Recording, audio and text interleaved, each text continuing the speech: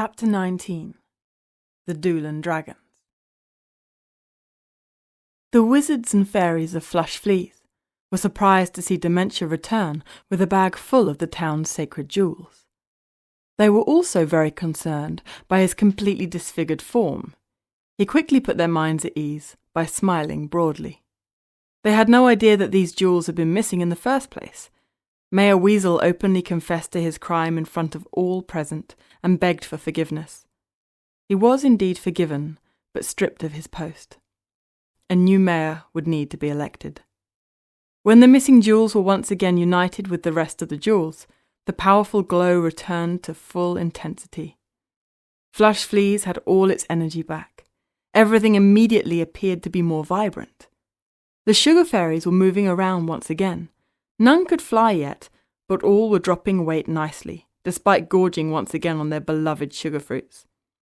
It was only a matter of time before they would be flying around joyously. The final obstacle to peace and happiness was the dreaded Trezon. Dementia had thought long and hard about how he might bring about Trezon's demise. Attempts to hurt Trezon with magic would simply serve to inflame the tyrant further. He had experienced Trezon's wrath once before already. The memory of the burning Elkwoodian elves still haunted him. Despite being tainted and evil, Trezon was still a soul wizard, so he would have exactly the same weakness as Dementia. But how would one get close enough to Trezon in order to burn away his form and make his soul glow? The intensity of the heat would need to be extreme, like that created by volcanic rocks. Even if this could be achieved, one had to first find Trezon. Nobody knew where he lived. Dementia therefore realized that he would have to get Trezon to come to them. The plan that he had devised was exceptional, but relied on several factors. He would need to work out a way to free the Koolaboos and Lentinas from the Ryboltians and give them free passage to the land of the lonely. For this, he would need the help of the Doolan Dragons.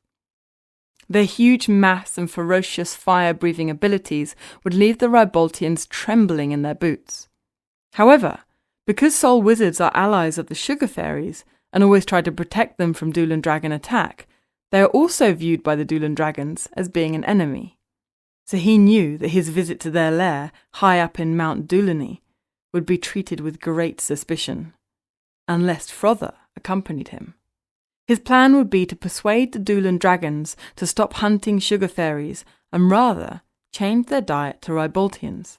After all, Ryboltians were large, lazy animals with plenty of soft, fatty flesh. The average Ryboltian offered 10 times more edible meat per serve than the average sugar fairy. He was sure that the extra travel that the Doolan Dragons would need to make in order to get to the Ryboltian territory would be more than compensated for by the larger feast on offer. Furthermore, since the Burlian dragon slayers had started protecting the sugar fairies, hunting them had become very risky. Many of the Doolan Dragons were slowly starving to death, and would no doubt welcome an alternate source of nutrition. Dementia also needed to persuade these Doolan Dragons to set aside their differences with the Burlian dragon slayers and form an alliance against Trezon. He knew that this would be a fairly easy sell, because they hated Trezon more than any other creature did. After all, it was Trezon's empty stomach spell that caused them to feel continually hungry. He had done this in order to make them feel the need to hunt for sugar fairies more frequently. In this way, he would ensure a speedier demise of the sugar fairy population. As a direct result of the empty stomach spell, the Doolan Dragons suffered constant hunger pains, and their lives centered around hunting and eating. They could not focus on living the meaningful lives that they had once enjoyed. Fortunately, for Frother, he had left the Doolan Dragon's lair years before the spell passed through. After a quick stop at home to replace his distorted form with a shiny new one, complete with fully functioning tear ducts, Dementia returned to the land of the lonely to discuss his idea with Frother and the others. "Oh, hi, Skellum! Bye, Skellum!" smiled Dementia moments before vaporizing. "Damn! Damn! Damn!" shouted Skellum. "How did he spot me again?" The frustrated carbonara angrily tried to remove her head and body from the hollow segment of Petrucci cane that she had harvested earlier today, and then squashed her body into. It had taken a long time to find a hollow cane large enough to also accommodate her swollen pink backside. She was now stuck in it, and could think of no other way to get out other than to split the cane. The only way to do this was to repeatedly bash into other Petrucci canes and fall forwards and backwards on the ground. It had been as easy as pie for Dementia to discover Skellum, because her segment of Petrucci cane was only 2 meters high, and the surrounding canes that she chose to try to blend in with were over 100 meters high, so she stood out like a sore thumb. Furthermore, she kept moving around because her toes were itchy. Dementia's companions in the land of the lonely were really happy to see him again, and loved his master plan. Frother was more than happy to accompany Dementia back to the Doolan Dragon's lair. After all, this was the home of his birth. Now that he had flames, he hoped he would finally be accepted back into his clan. He was not sure that he would want to return permanently, but at least he would have that option. He would be able to roam freely without being teased and abused. Dementia gave Frother some of the special volcanic rocks to put at the back of his nostrils. These would superheat the fire as it passed over them. Frother shot a few test flames, and the effect of the volcanic rock was incredible. He truly hoped that he would be given the opportunity to show off his regained flame-blowing abilities. He would outperform every last one of them. It would hopefully finally stop them from referring to him, hurtfully, as Flameless Philly. Having enjoyed this fantasy, he then reprimanded himself for being so unbelievably vain and self-centered. The meeting, after all, was not about him. Before leaving, Dementia quickly checked up on everyone. The orphans were being looked after fantastically well by the friendlies and Dementia's companions. Magica had made a full recovery and was flying again. Every second day, she would take the orphans on an exciting new sightseeing trip. They would look for new varieties of herbs and wild flowers and catalogue them. Hildegard was also looking terrific and healing very well. New scales were starting to grow and the old ones had regained their blue shimmer. Most importantly of all, her exuberant energy had returned. She was hard at work, building the orphans an enormous cubby house. For the first time in her life, she was building something because she wanted to, rather than doing so because she was forced to. Dementia was also delighted to find that Sked and Fluffle had arrived safely. They had missed the entire encounter with Neuro and the Unfriendlies, but would be here for the inevitable encounter with Trezon. It was a good thing. Every extra bit of help would be useful against the might of Trezon. Sked was enthusiastically painting a huge mural onto the back wall of the orphanage. The images were filled with happiness and hope. The sun shone and the sky was blue. Flowers bloomed and fruits ripened. Healthy-looking children laughed raucously as they played freely. Fluffle's thick white coat had grown back nicely. Not a stitch of pink skin was showing. His large puppy dog eyes looked happy and playful. He was turning out to be an outstanding storyteller. The orphans clung to his every word. The nasty, dumb, clumsy, pathetic villains in all of his stories were based on the evil Ryboltians. There was one heroic Ryboltian, though, who dared to come to the aid of some of the weaker, peace-loving citizens whose lives were in grave danger.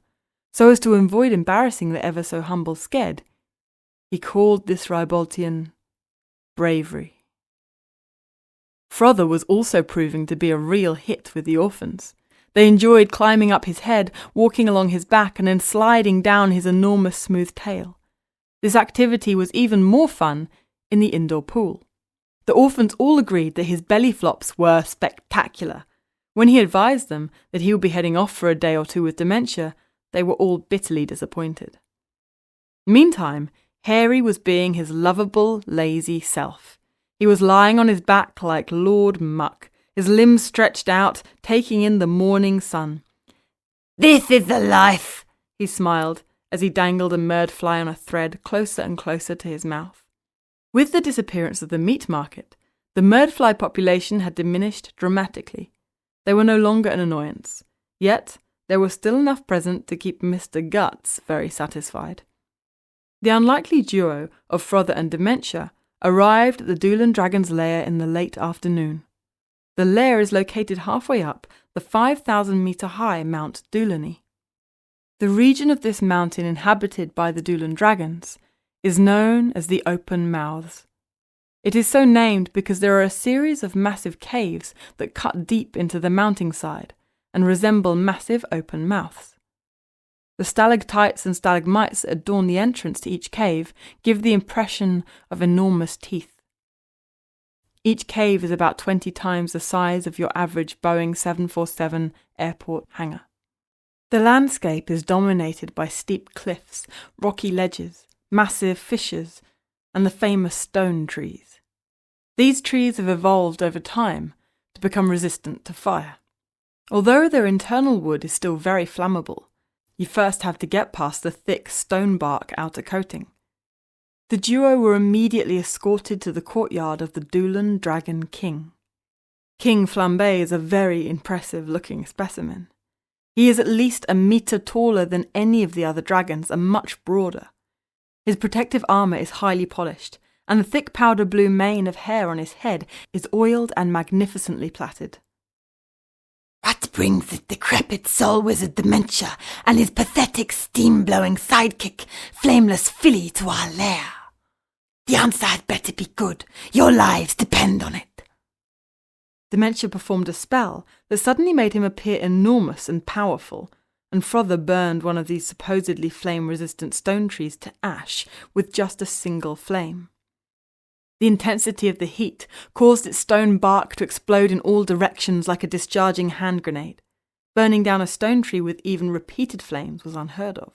Burning one down with just a single flame was mind-boggling and beggared belief.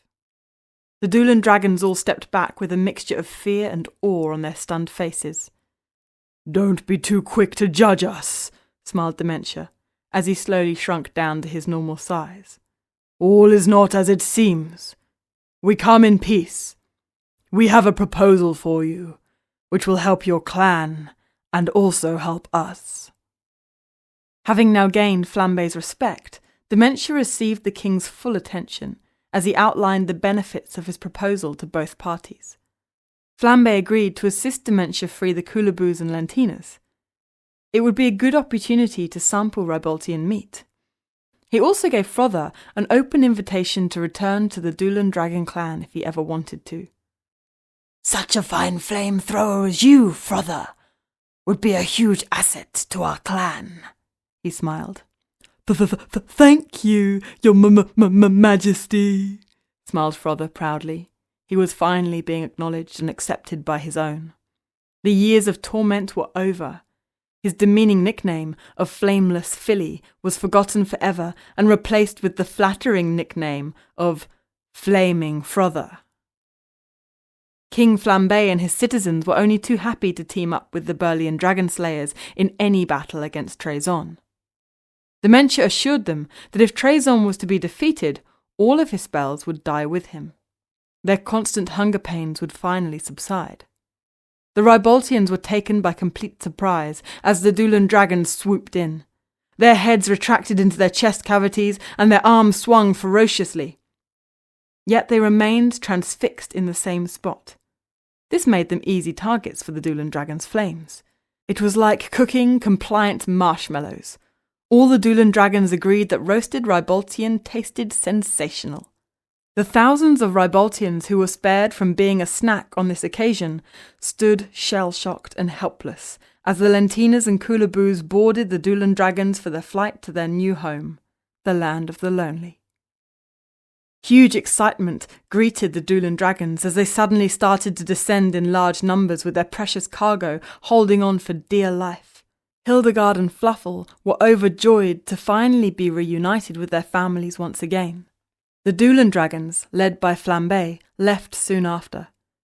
It was already approaching 1 p.m. They raced off at tremendous speed to pick up their new allies, the Burlean dragon slayers. They would also return with any soul wizards and sugar fairies willing to fight. The flight would be long and would require a lot of energy.